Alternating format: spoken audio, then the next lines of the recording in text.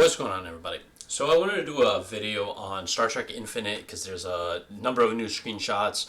I also did a little research for you guys and found out some really interesting information. So let's jump right into it. This is a screenshot that's been around. There's no new information on this.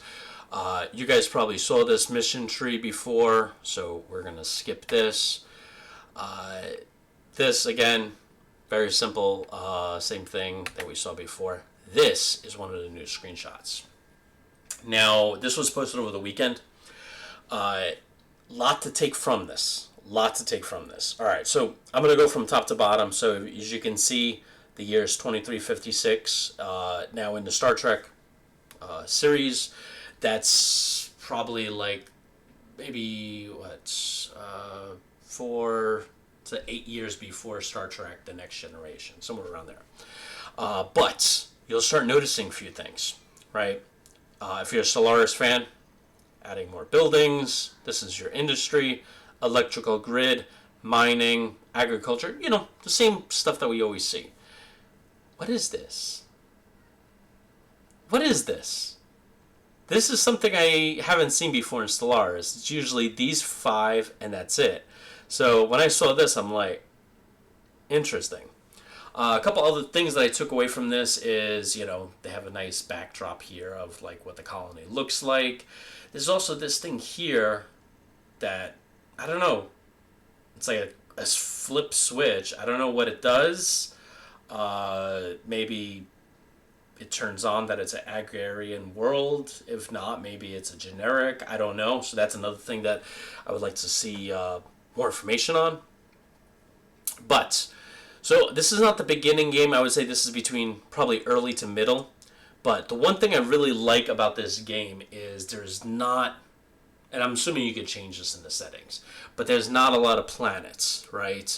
Kronos, Borith, Narenda 3, right? So you have these Klingon planets. There's 5 of them, right? In Star Trek New Horizons, which is the mod for Stellaris, the Star Trek mod, there was so many planets. And it was like to the point where it was like overwhelming to keep up with them. So I'm glad here I can choose small. I don't know if there's going to be medium or a large size, but we'll see about that later. Shipyards, Kronos, 238, and then the first and second fleets. Now this is where I wanted to kind of dive in a little bit. So the first fleet, 20 out of 20 ships. Second fleet, 10 out of 20. But do you guys notice the power? 793.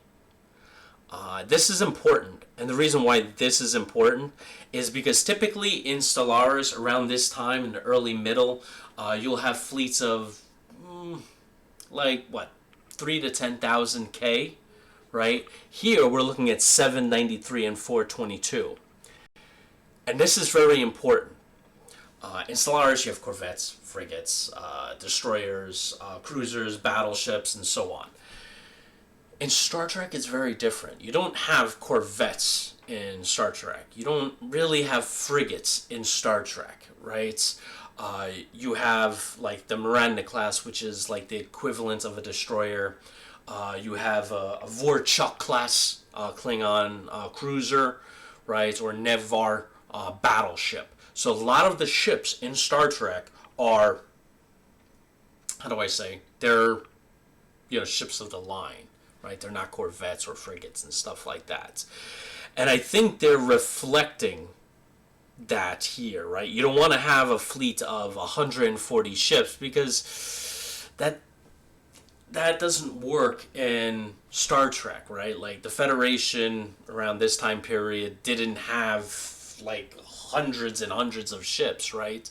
Wolf 359, which is one of the Star Trek episodes, named Best of Both Worlds, where they ran into the Borg.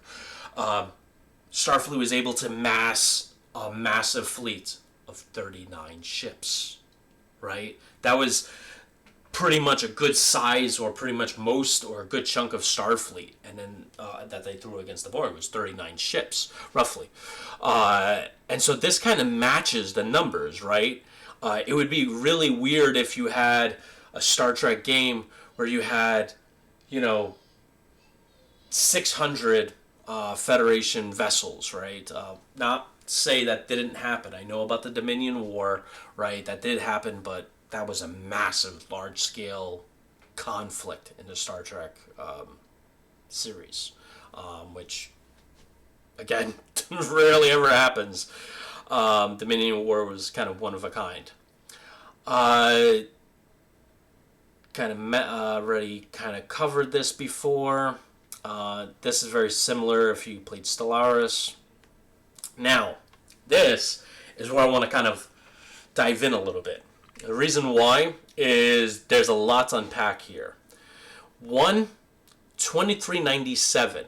Now, for those of you guys that are not familiar with the dates, 2397 is a couple years before the new Star Trek Picard series, right? So this is when, it's Admiral Picard at this point, right?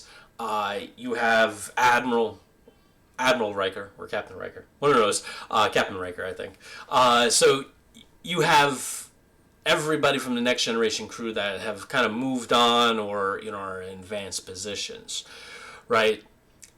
I did notice, though, that the Klingon Empire is still run, or at least there's an image of K'mpec, who died in 2366. 2366, he was old.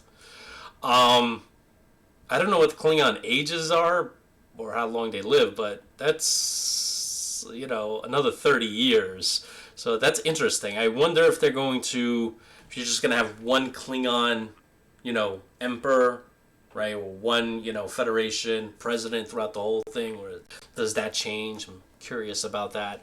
Again, we go into the ship power here. The Romulan, this is Romulan screen. Romulans have 34 out of 35 ships in the Kaltok system. Again, 777 power. Very different from Stellaris. Again, at this point, this is, I would say, closer to the end game, because we're at Star Trek Picard Day. Maybe, I don't know what the end date or the end game is going to be for Star Trek. It could be 23. It could be, I don't know, 2500. I don't know. They haven't announced it yet. But since this is Star Trek Picard, I would say this is at mid-game at least. So you have a fleet of 777. And I really like that because, again, it goes back to these are not going to be massive fleets. You're going to have some warbirds. You're going to have some, other Romulan ships that are not going to be a massive armada, right? You're not going to see that. Other things I took away from this is this. So, Malkorian Republic. Now, I believe the episode in Next Generation is called First Contact, I believe. Correct me if I'm wrong. They were just one planet. They discovered, they were about to implement their first warp drive system, right? Things, I'm not going to spoil the episode, but things didn't go very well with relations. But to see them on here basically means that they didn't join the Federation. They're now this minor race that are now expanding. And the same thing right here with the Trill Assembly, right? Trill are technically part of the Federation. Here they're not. So typical races that you would see that would be part of the Federation may not be part of the Federation. I love this sandbox capability of this game, so that's really cool. It's right here. This is another good example. Belarus, that's part of the Federation, but as you can see, they're their own thing here because this is the Federation. So very interesting. I really like that. And then for some reason they took this out of. I was going through the Steam. This is where I got the new screenshots. But they took this out. Let me go to here. So these are something new, right? So as you can see, you have governorship. What does that mean? What's a governorship? I've never seen that in Stellaris, so that's something new. This is a big thing because a lot of people are like, oh, this game is just basically a mod of Star Trek New Horizons, right, that they're just going to sell. Well, not really, because they have the source code for the game, right? Nimble Giant, which is the developer, they can actually make changes to the core fundamental functions of the game, and that's a huge thing. Uh, and then you also have science ships, right? And it looks like a Galaxy class starship here. Now, science ships in Star Trek can range from a small Birth class ship, which is, typically what you'll see in Stellaris, or it could be a Galaxy class starship like in the Next Generation, because if you watch Star Trek Next Generation, you see the Enterprise doing science related missions. So I wonder how they're going to integrate that into this game. Really very curious about it. And then here you got the, this is 2353, so it's about a decade before the Next Generation. And you can see the Federation fleet is about 6 ships, right? Which doesn't have a lot of power. 4 ships equal 373 power. And one thing, again, I like about this goes very Star Trek-like, right? The Federation fleet was not that massive. You'll have a starship here in this sector. You'll have a starship there in that sector. You will not have these massive fleets of 110 ships with the first fleet. The second fleet has, 100 ships. You're not going to see that in Star Trek because Federation did not do that until, this massive Dominion War conflict started. So you might see that later in the game where you'll probably see maybe 100 or 200 ships during a massive conflict like that. I would think that would be more like in-game or end-game conflicts. But this is very interesting. I really like the way they're going with this. Changing some of this core functionality. But yeah, that's basically what I wanted to talk to you guys about. Primarily like these military fleets, the power of these star bases. Again, these shipyards are not going to be like what they are in Stellaris, where you can put pack guns and torpedoes and pack guns and defensive platforms. They're shipyards, right? If you watch a Star Trek episode, you see one of the shipyards and it makes ships. It doesn't have guns on it. So it's not expected to be a major defensive, battle station. So I really like the fact that, they're kind of aligning it to what Star Trek is. So that's really interesting. And I think that basically is it. I really like that I could choose to not have so many planets because that will take a lot from the game. I'll be honest, in New Horizons, I have maybe 20, 30 plus worlds. And I'm at the point where I was like, this is too much to manage. And we all know how the AI works in developing a colony, and it's not good. So you have to manage it yourself, and I like that 4 is much more easier to handle than 25 and such. But yeah, I want to find out what this is all about.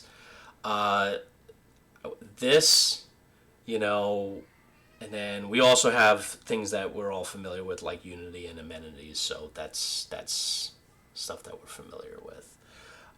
But I'm looking forward to more of these screenshots, more of the things that they're adding. Obviously, this mission tree is a huge thing. Looks very Hearts of Iron, Focus Tree-like. So I'm very interested in this. I really like this addition. This is a new thing that they're bringing into Stellaris. You can't do a mission tree like this in the New Horizons mod, Star Trek New Horizons mod for Stellaris. Only in this game you'll see this, but yeah, guys, hopefully you guys enjoyed this, and yeah, I'll catch you in the next one. See you then.